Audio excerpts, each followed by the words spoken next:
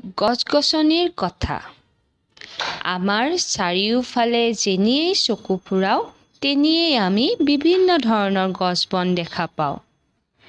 এই গছ-গছনিবোৰ বেলেগ বেলেগ ধৰণৰ।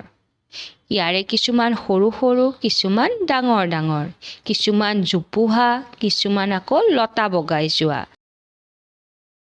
কিছুমান ঠাল ঠেঙুলি থকা, কিছুমান আকৌ ঠাল ঠেঙুলি নথকা, কিছুমান মাটিত আৰু কিছুমান গছ পানীত হয়। এই গছ-গছনিবোৰকেই আমি উদ্ভিদ বুলি কওঁ।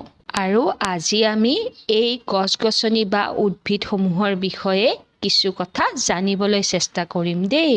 এই গছ কেইজোপালৈ মন কৰাচোন। এইডাল হ'ল আম গছ, এইডাল কঁঠালৰ গছ, এইডাল আহঁত গছ, এইডাল শাল গছ। এই গছকেইডাললৈ মন কৰিলে দেখিবা যে এই গছকেইডালৰ গা গছবোৰ টান আৰু শকত, আৰু এই গছকেইডাল বহুত ওখ হয় আৰু ডাল পাতেৰে ভৰি থাকে। এই গছবোৰৰ গা গছবোৰ চুই চালে অনুভৱ কৰিবা যে গছবোৰ বৰ টান। এনেধৰণৰ উদ্ভিদবোৰেই হৈছে বৃক্ষ। শাল, চেগুন, গমাৰি আদি এই গছবোৰ বৰ মূল্যৱান গছ। এইবোৰ বৃক্ষৰ পৰাই পোৱা কাঠৰ পৰা আমি সদায় জীৱনত ব্যৱহাৰ কৰি অহা চকী, মেজ, বেঞ্চ, ঘৰৰ খিৰিকী, দুৱাৰ আদিবোৰ সজা হয়। আৰু এই বৃক্ষবিলাকৰ পৰা পোৱা কাঠবোৰ অসমৰ বাহিৰলৈও পঠিওৱা হয়।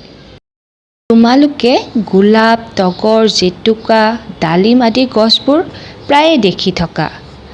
তোমালোকে বাৰু এই গছবোৰ মন কৰিছানে? তোমালোকে ভালদৰে মন কৰিবাচোন। দেখিবা এই গছবোৰ চাপৰ আৰু জোপোহা হয়। এই চাপৰ আৰু জোপোহা গছবোৰেই হৈছে গুল্মজাতীয় গছ।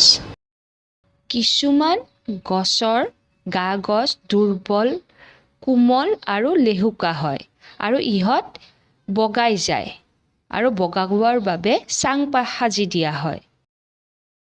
কিছুমান উদ্ভিদৰ গা গছবোৰ ফোঁপোলা হয় আৰু কোমল হয়। সেইবোৰ হৈছে তৃণজাতীয় উদ্ভিদ, যেনে ঘাঁহ, বন, বাঁহ আদি।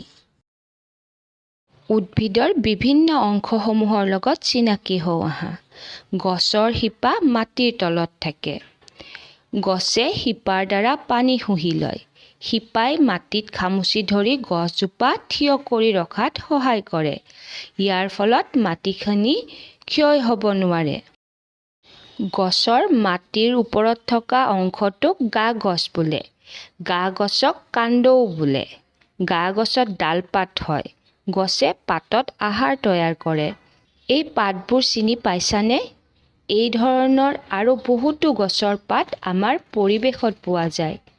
কলপাত, আহঁত পাত, কচু পাত, নাৰিকল গছৰ পাত ইত্যাদি। গছৰ পাতসমূহ আমি কি কি কামত ব্যৱহাৰ কৰোঁ জানিবলৈ চেষ্টা কৰোঁ আহা। খোৱা বস্তু থবৰ কাৰণে কলগছৰ পাত ব্যৱহাৰ কৰোঁ। কিছুমান পাত শাক হিচাপে ৰান্ধি খোৱা হয়, যেনে পালেং শাক, ঢেকীয়া। কিছুমান পাত ৰন্ধা-বঢ়াত ব্যৱহাৰ কৰা হয়, যেনে তেজপাত। চাহ গছৰ পাতৰ পৰা চাহপাত প্ৰস্তুত কৰা হয়। টকৌ পাতেৰে জাপি সজা হয়। তাল গছৰ পাতেৰে বিচনী সজা হয়। তুলসী, দুবৰি, নিমপাত ঔষধ হিচাপে ব্যৱহাৰ কৰা হয়। আজিৰ এই পাঠটোৰ দ্বাৰা আমি উদ্ভিদৰ ভাগসমূহৰ বিষয়ে, গছৰ আৱশ্যকতাৰ বিষয়ে আৰু ইয়াৰ ব্যৱহাৰৰ বিষয়ে কিছু কথা জানিব পাৰিলোঁ, হয়নে? তেনেহ'লে আজি ইয়াতে এৰো। বাই।